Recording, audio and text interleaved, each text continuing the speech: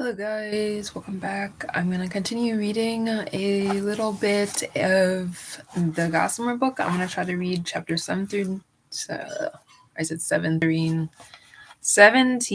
through 20 right now. Just before I get my day started. So I'm trying to finish this book, but it's slow coming. Anyway, I'll start at chapter 17 since I know that's what y'all are waiting for. Anyone who's been following along with the book. Anyway, chapter 17. Oh, wait, I'll summarize what just happened, kind of. So, that synesthete came, and then Elderly was kind of showing her, what a story was, and then they were talking about the Horde and hoping that the Horde didn't come to get the boy or whatever. Yeah. So, yeah. Chapter 17. Don't get any stupid idea about keeping me, John said. Just because I did that stuff for you, filling the dog's dish and sweeping the porch, don't think you can keep me and make me be your slave. They stopped briefly on the path through the park to let Toby sniff a bush and raise his leg. I appreciate that, the woman told him. The sweeping. It's hard for me because my shoulders are stiff. It was lovely to have help. Come on, dog. John tugged at the leash, and Toby moved to his side obediently. The police would come if you tried to kidnap me, he pointed out. They'd have sharpshooters with rifles. They'd be behind every tree, aiming at your house. A guy would say into a microphone, "Let the boy go!" Goodness, that would cause some excitement in our quiet little neighborhood, wouldn't it? She pointed to a little wooden bench. Shall we sit down for a moment? I get a little tired. She arranged herself on the park bench and Toby settled himself at her feet. John sat beside her, kicking his feet restlessly. Anyway, you couldn't keep me because I already have a mom and dad. They're coming to get me, maybe this afternoon. He curled his hand into a spyglass and looked through it toward a squirrel at the foot of a nearby tree.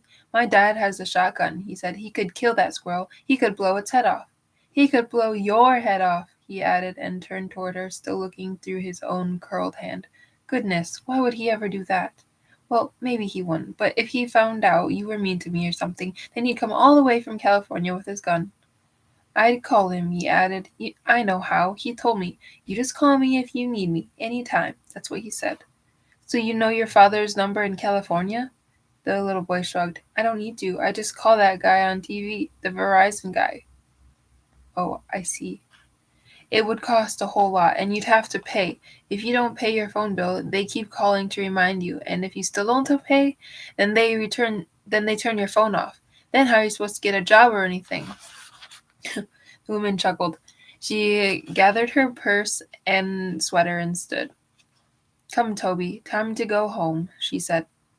Actually, she said to the boy as he wound Toby's leash around his hand, I don't think I'll be looking for a job. I had one once. I was a teacher, but I've been retired for quite a while. Is your mother looking for a job? She asked as they walked towards the park entrance. Is that why you're worried about the phone? He scowled. My mom don't need a job, he said. She's rich. She lives in a mansion. She has bodyguards. Right now, she's on vacation, he added. That's why I have to stay with you and be your slave. At the street corner, she put her hand lightly on his shoulder. Wait for the walk light, she reminded him. He held tightly to the dog's leash. If it wasn't for me, he announced loudly, this here dog would be roadkill. The woman glanced down at Toby, waiting patiently for the light to change. You're probably right, John, she said. He's just a mutt, though. The walk light flickered on and they crossed the street. Not worth anything. What did you pay for him? You probably got robbed. The woman laughed. She looked down at the scruffy mongrel and his mottled fur and ragged ears. Actually, I didn't pay anything for him, she explained. I found him on my porch, freezing one winter morning. He was just a puppy that someone had mistreated and then abandoned. But he's worth a lot to me, John. He's my closest friend. They approached the little house, and the woman took out her key to the back door. Here we are, Toby, in you go. Opening the door, she unhooked his leash, and the dog dashed inside to check his bowl. The little boy followed, and untied sneaker laces flapping on the hall floor. I might kidnap him, he announced. You'd have to pay $1,000 to get him back, or else I'd kill him and mail you his ears. You hear that, Toby? You're in danger, the woman said, looking down at the dog, who was lying on the kitchen floor beside his bowl. He looked up with his moist brown eyes and then yawned. His tail thumped once on the wooden floor. Why don't you give him a biscuit, John? He behaves so nicely on our walk. I like to give him a little reward from time to time. She pointed to the ceramic container with a molded bulldog on its lid.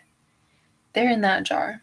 The boy took out a bone-shaped biscuit, felt its shape with his fingers, considered briefly, and then gave it to the dog, who accepted it with an eager gulp. Don't get used to this, John said to Toby, because I'm out of here tomorrow.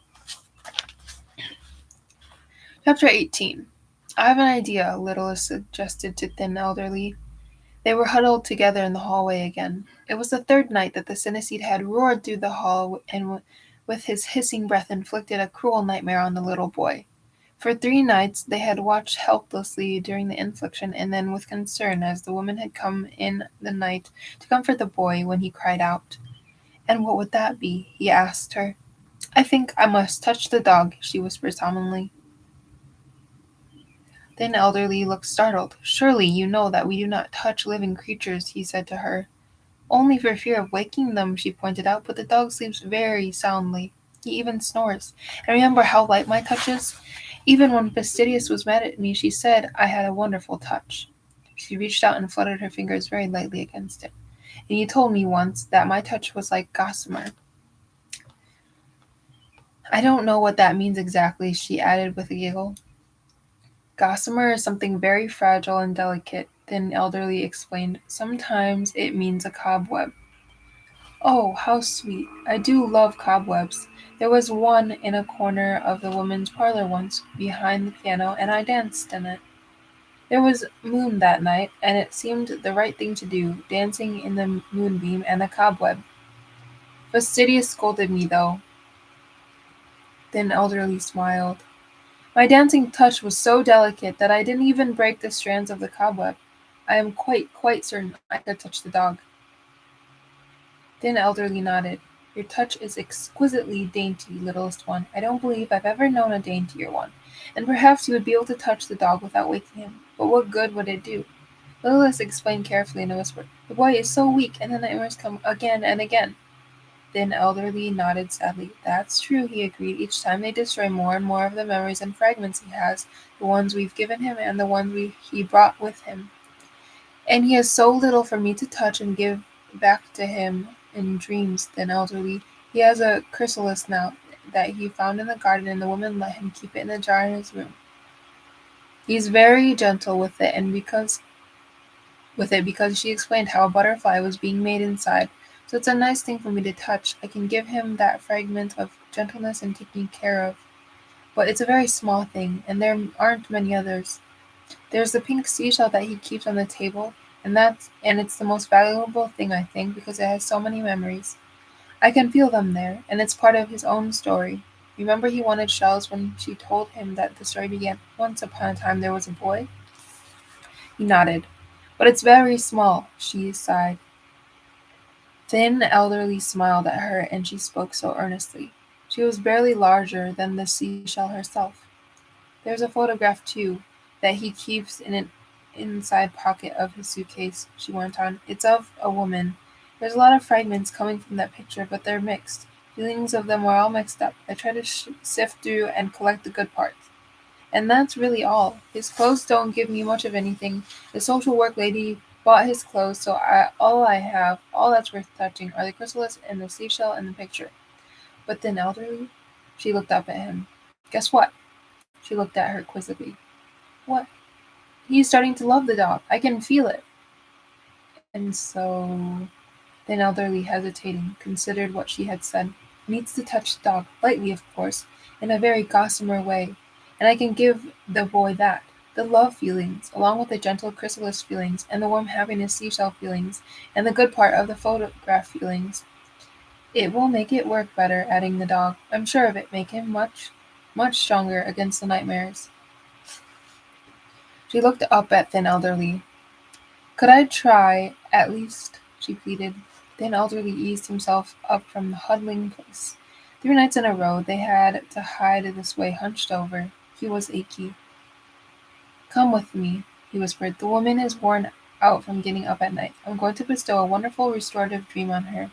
I've collected it from the parlor. I found it there in an old crocheted afghan she keeps over the back of the sofa.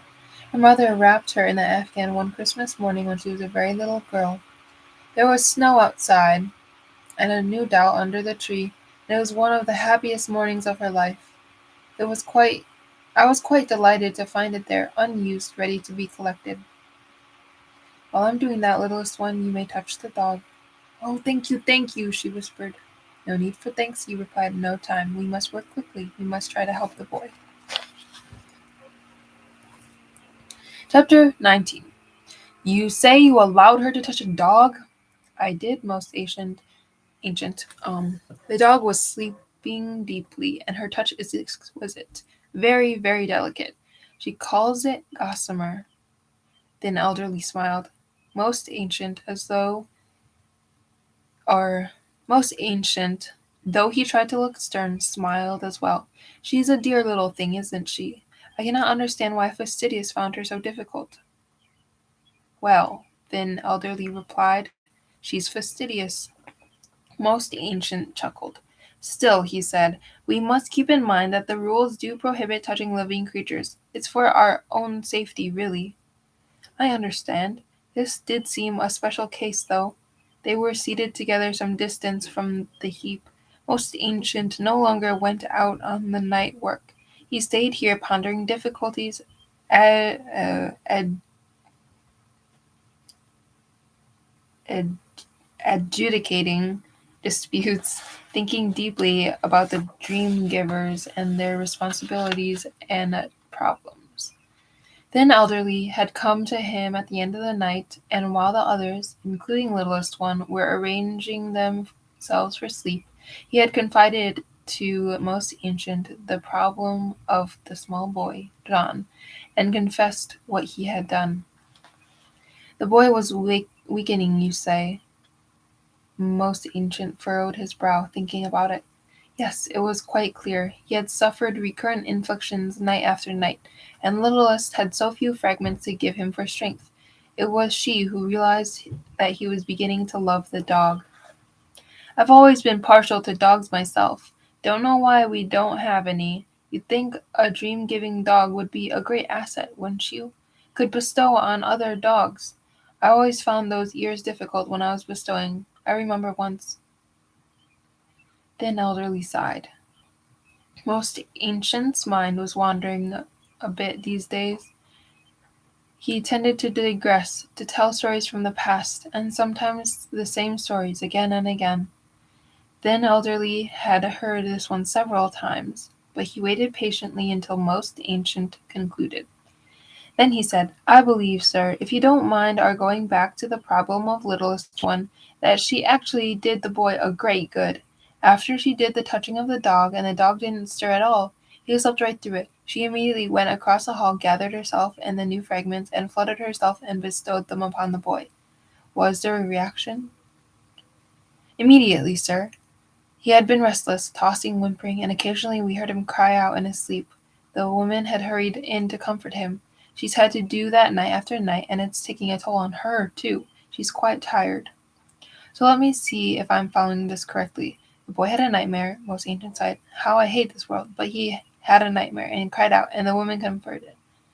What were you and littlest Where were you and littlest then? Huddled. Lately we've had to huddle a great deal. We have a special place in the hall, deep in the shadows by the attic stairs. Sometimes we dissolve. So the boy went back to his restful sleep. Do I have that right? Yes, tossing and turning. And the woman went back to her bed and to sleep. The dog never woke. He sleeps right through every night. You waited, the two of you? Yes, to give the woman time to get back to sleep. I was eager, actually, because I had a particularly wonderful dream to give her. I discovered some fragments in an Afghan. You're digressing, most ancient said in a kindly way. Oh, I didn't say that in a kindly way. um, you're digressing, most ancient said in a kindly way. Sorry, you're right. Then elderly chuckled, wondering if he was becoming as bad as most ancient. Old age did that to you. When did she touch the dog? Did you know she was going to? Did she have your permission? Yes, she asked permission, and I thought it over carefully and told her that she could. I knew it was against the rules, but this seemed a special situation. So we waited until the woman was asleep again, and the dog, of course, had never stirred at all. Then I went to bestow on the woman, and Littlest fluttered over and touched the dog. I finished my bestowal quickly. You remember, most ancient, how smoothly those good bestowals go? How quickly? Most ancient nodded. Yes, very pleasurable.